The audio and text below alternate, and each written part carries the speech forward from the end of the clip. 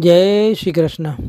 પ્રિય વૈષ્ણવજનો, આજે આપણે પુષ્ટિ સત્સંગ સાગર ચેનલમાં જે 84 અપરાધ એમાંનો 58મો અપરાધ તેનાથી શરૂઆત કરીએ. પહેલાં જો આપે પુષ્ટિ સત્સંગ સાગર ચેનલને સબસ્ક્રાઈબ ન કરી હોય તો સબસ્ક્રાઈબ કરો તથા અન્ય વૈષ્ણવ મિત્રોને શેર કરો, જેથી કરીને સત્સંગના નવા નવા વિડીયોઝ તેમને સુધી પણ પહોંચી શકે. હવે અહીંયા 58મા અપરાધમાં વૈષ્ણવોને પ્રસાદ આપવો જોઈએ, એટલે કે ઉત્તમ બ્રાહ્મણ કો સીધા દે પ્રસાદ ન દે. વૈષ્ણવોને પ્રસાદ જ આપવો જોઈએ તેમ જણાવ્યા બાદ તેનો અપવાદ જણાવ્યો છે કે ઉત્તમ બ્રાહ્મણને સીધું આપવું, પ્રસાદ ન આપવો. આનું કારણ વિચારવા જેવું છે. ઉત્તમ બ્રાહ્મણ કોને ગણવો? કે જે શ્રી મહાપ્રભુજીના પુષ્ટિ માર્ગની રીત પ્રમાણે જીવન જીવતો હોય તે જ ઉત્તમ બ્રાહ્મણ કહેવાય. તેવા ઉત્તમ બ્રાહ્મણને માથે ભગવત સેવા અવશ્ય બિરાજતી હોય. હવે બ્રાહ્મણની વૃત્તિ તો યજમાનો દ્વારા અપાતા અન્ન આદિથી ચાલતી હોય.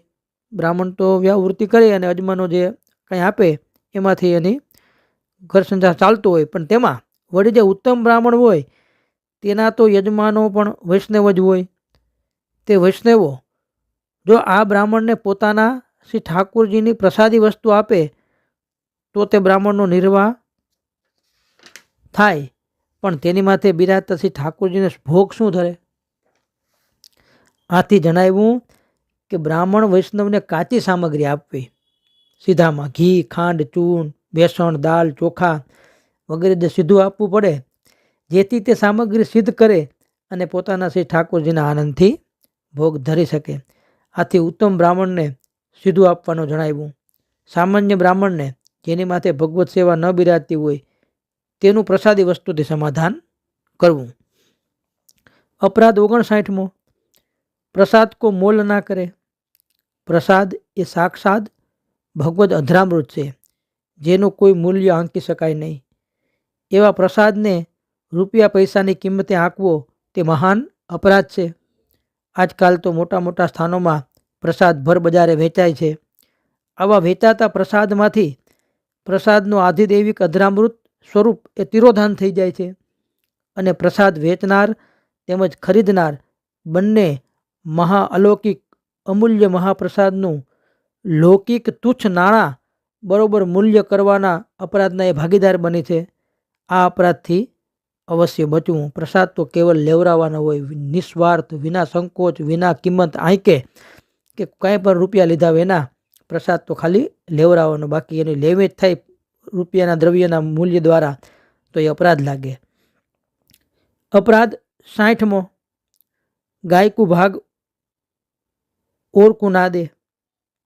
શ્રી ઠાકોરજીના રાજભોગ સેરા પછી સૌ પ્રથમ પ્રસાદની દરેક વસ્તુમાંથી થોડી થોડી વસ્તુ એક અલગ પાત્ર અથવા પાતળ કે દૂનામાં લઈને ગાયને ગૌગ્રાસ અવશ્ય આપવું જોઈએ, અને તે પણ કાળજીપૂર્વક ગાયને શોધીને તેને માનપૂર્વક ખવડાવવું જોઈએ. ઘણા લોકો ગૌગ્રાસ કાઢે પણ તેને ગલીમાં એક ખૂણે કુંડીમાં નાખી મૂકે, જે કદાચ ગાયને મળે, ગાય ન મળે કે કૂતરા કે બકરા કે અન્ય કોઈ પ્રાણીઓ ખાઈ જાય. આમ ન કરવું જોઈએ. ગાયને શોધીને ગૌગ્રાસ અવશ્ય આપવો જોઈએ, નહીંતર અપરાધ પડે. કારણ કે ગાયને આપણું હેઠવાડ ન ખવડાવાય. જૂઠાણ હેઠવાડ કૂતરા કે અન્ય પ્રાણી ખાય તો વાંધો નહીં, તેમ નાખવું જોઈએ. એ ભલે ખાઈ જાય પણ ગાયને તો શુદ્ધ પ્રસાદ જ અપાય.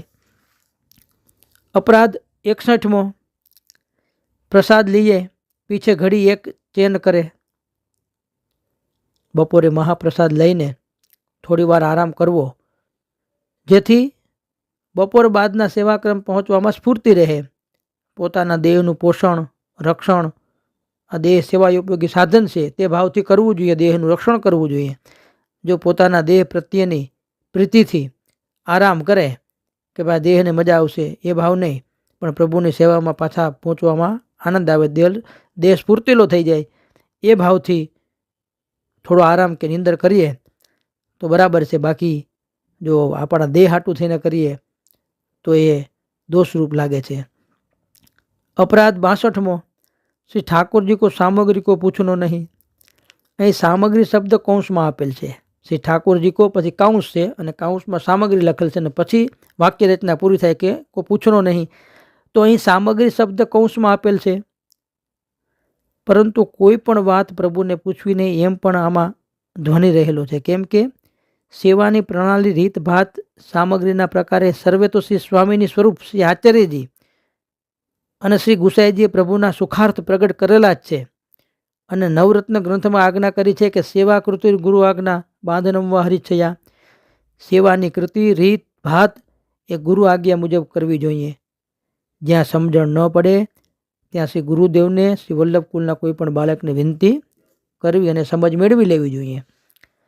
શ્રી ઠાકોરજી તો શ્રી મહાપ્રભુજીની કાનીથી બંધાઈ નિસાધન જીવો પર પરમ કૃપા વિચારી જીવની રાય જેટલી સેવાને પણ મેરુ સમાન માને છે. તેથી શ્રી ઠાકોરજીને પૂછવું નહીં, જો પૂછવું, વિનંતી કરવી તો શ્રી ગુરુદેવને જ એ કરવાનું યોગ્ય છે. અપરાધ 63મો, પ્રસાદ કો ધાન કહીનો નહીં, ચરણામૃત કો જલ કહીનો નહીં. શ્રી ઠાકુરજીને જે કાંઈ વસ્તુ સખડી, અનસખડી, દૂધઘર, ફળ ફૂલ જે ધરીએ તે ભોગ શેર્યા પછી પ્રભુનો પ્રસાદ બને છે.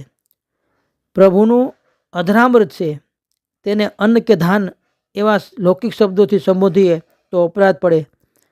પ્રસાદી જે કાંઈ વસ્તુ હોય તેને પ્રસાદ, મહાપ્રસાદ, અધરામૃત એવા માનથી એને સંબોધાય. તે જ પ્રમાણે શ્રી ઠાકોરજીના ચરણ પ્રક્ષાલનનું જલ કે જે શ્રી ગુરુદેવના ચરણને કેસર સ્નાન કરાવેલ જલ વગેરે ચરણામૃત બને છે, ત્યારે ફરી તેને જલ, પાણી કેવા શબ્દોથી ન ઓળખાય. અને ચરણામૃત જીવના ત્રિવિધ તાપનો નાશ કરનાર અને પ્રભુની દ્રઢ ભક્તિ પ્રાપ્ત કરાવી જીવનું જીવન અલૌકિક બનાવે છે. આવી ઉત્તમ વસ્તુનું મહાત્મ્ય ન સમજી લૌકિક પદાર્થ ગણે તે મહા અપરાધી બને છે. અપરાધ 64મો, આપને પ્રભુ તે અતિ નજીક અતિ દૂર ન રહે. પોતાના માથે શ્રી ગુરુદેવે પધરાવી આપેલ શ્રી ઠાકોરજીની સેવા, એ સેવા વખતે અતિ નજીક એટલે કે આપણા શ્વાસ અને પસીનાની ગંધ આવે તેટલું નજીક ન રહેવું, તેમજ એટલું દૂર પણ ન રહેવું. આ રીતે સેવાનો ક્રમ ગોઠવવો. અપરાધ 65મો, દિન ઘડી 6 રહે તબ ઉત્થાપન કરે. સૂર્યાસ્ત પહેલાં લગભગ 2.25 કલાક બાકી હોય એટલે કે સાંજના 3:30 થી 5 વાગ્યા સુધીમાં પ્રભુને ઉત્થાપન કરાવવા. અપરાધ 66મો, અવેર કરે તો દોષ ઉપજે. ઉત્થાપન કરવામાં મોડું થાય તો દોષ લાગે. કેમ કે પ્રભુના દર્શન કરવામાં ભક્તોનો વિલંબ થાય તે દુઃસહ છે. તેમજ પ્રભુના સુખના વિચારે પણ બહુ મોડા ઉત્થાપન તથા પ્રભુને તાજા નવા શીતલ જલના જારીજી ભરવા, લીલો મેવો વગેરે ધરવો. તો જે મોડું થાય તો પ્રભુને શ્રમ પડે તેનો વિચાર કરી લૌકિક કામમાં વ્યસ્તતા, જંજાળ છોડી સમયસર દરેક સેવા પહોંચવા તત્પર રહેવું જોઈએ, નકર અપરાધ પડે. અપરાધ 68મો, ઉત્થાપન સમય દૂધ આરોગવે નહીં. ઉત્થાપનનો સમય હોય, વનમાં પ્રભુ જાગીને ગાયોને એકઠી કરી ઘરે પધારવાનો એ સમય હોય. ગાયોના વાછરડાઓ બધા ઘરે ખીરેકમાં હોય, તેથી વનમાં વાછરડા વિના ગાય દોવાય નહીં. અને તે ભાવથી ઉત્થાપનમાં દૂધ ભોગ ધરીએ તો ભાવને બાધા થવાનો અપરાધ લાગે. અપરાધ 68મો, ભોગ ઘડી એક ધરે સંધ્યા આરતી કરની. સંધ્યા ભોગ એ પ્રભુ વનમાંથી ગાયો ચરાવીને વળતા નંદાલયમાં પધારે છે, ત્યારે માર્ગમાં આવતા સર્વે વ્રજ ભક્તો પોતપોતાના ઘરે અનેક મનોરથ કરી પ્રભુના દર્શન કરવા પોતાના ઘરના દ્વારે વિવિધ સામગ્રી આદિ લઈ ઊભા રહે છે. પ્રભુ તેમના મનોરથો પૂર્ણ કરતા, હાસ્ય વિનોદ કરતા માર્ગમાં જ તે વ્રજ ભક્તના મનોરથની સામગ્રીનો અંગીકાર કરે છે. આ ભોગ એક ઘડી જેટલો સમય લગભગ 20-22 મિનિટ ધરવો અને સંધ્યા આરતી કરવી.